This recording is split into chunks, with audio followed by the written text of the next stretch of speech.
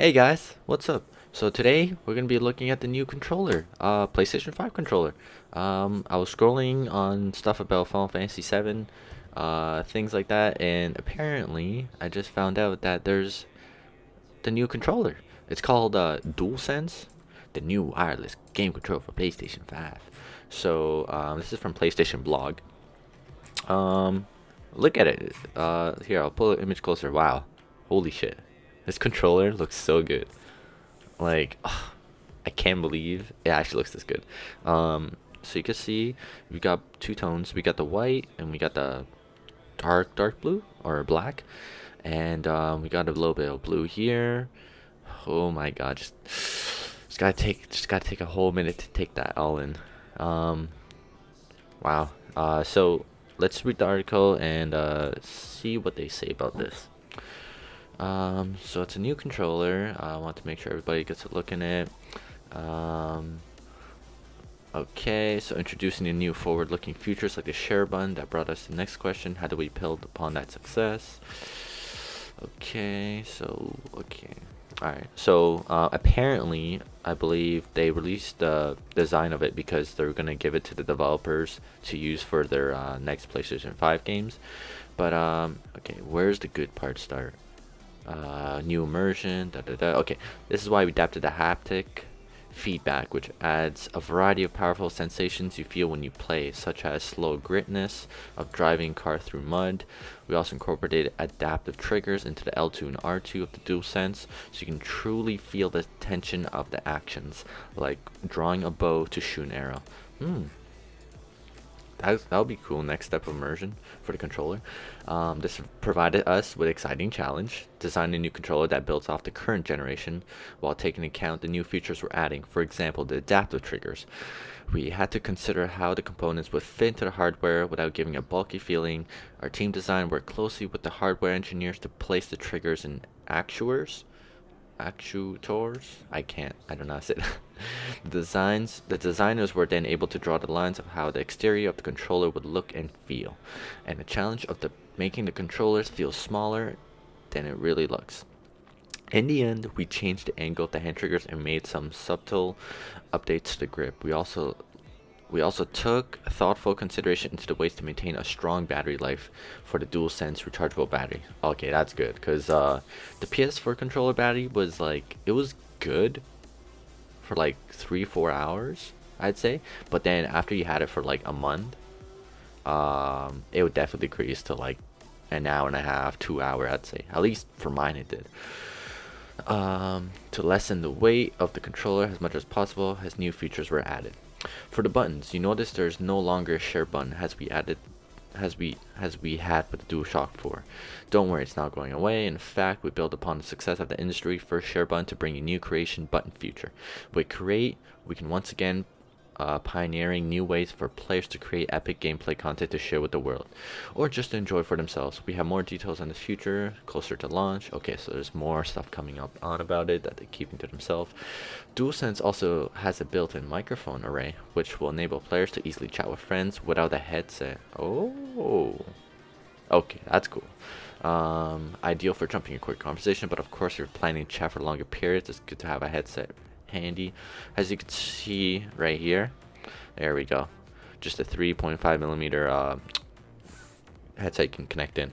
On the regular PlayStation 4, there was another input right beside it. I don't know what that was. To this day, I still don't know what it is. Okay, hopefully now all headsets will be compatible, because I remember when I used the PS4 controller, I used the Razer version 1 Kraken, and it would work. But the thing is, that headset of mine, I had it for so long, so it kind of busted.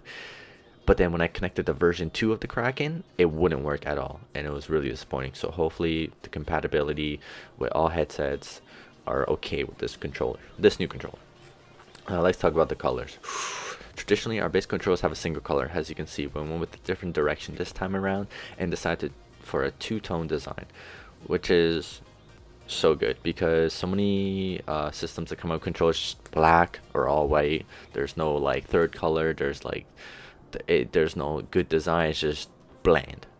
and I'm so glad that they actually went with a different design, with this two-tone design, and oh my god, it looks beautiful.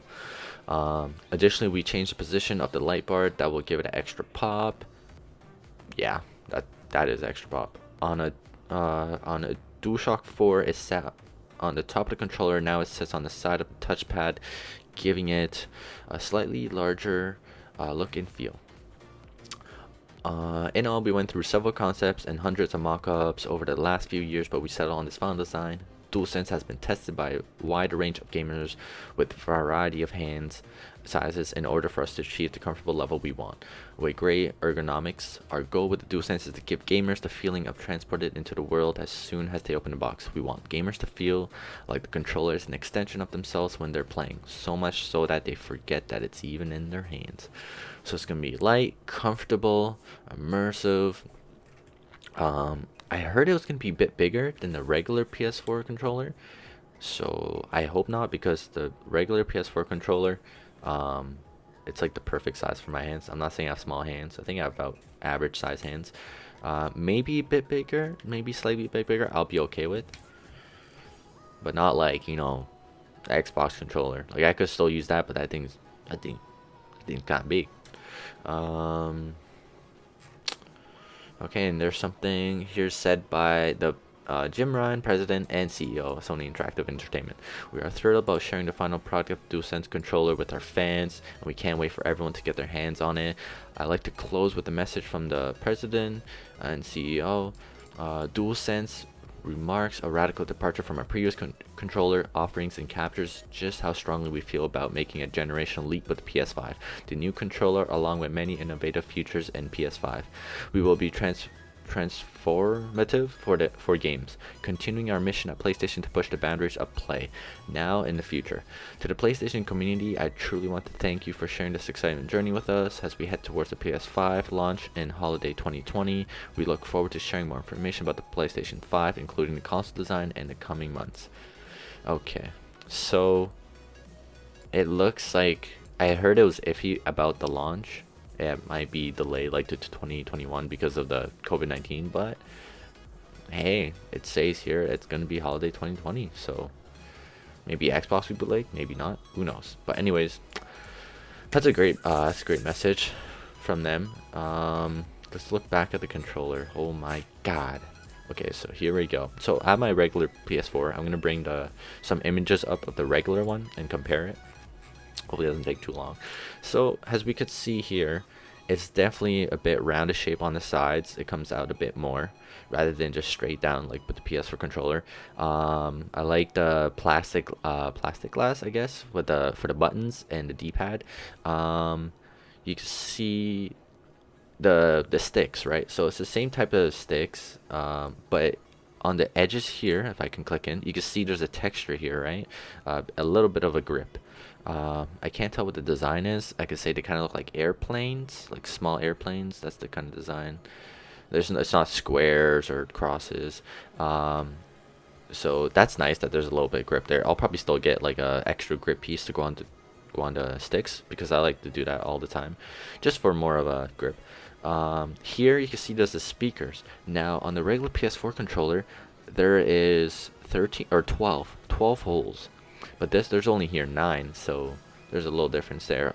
Does that mean we're gonna get less volume out of the controller, or is it gonna have a better, because it's gonna have like a better sound or something? Maybe it'll pump out more volume or something.